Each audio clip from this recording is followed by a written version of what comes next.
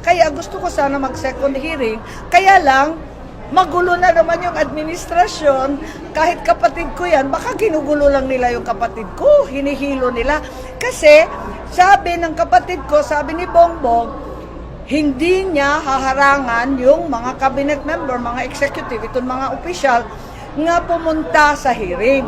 Tapos, si Executive Secretary, si Bersamin, sumulat sa akin na wala daw pupunta, wala raw testigo kami bukas.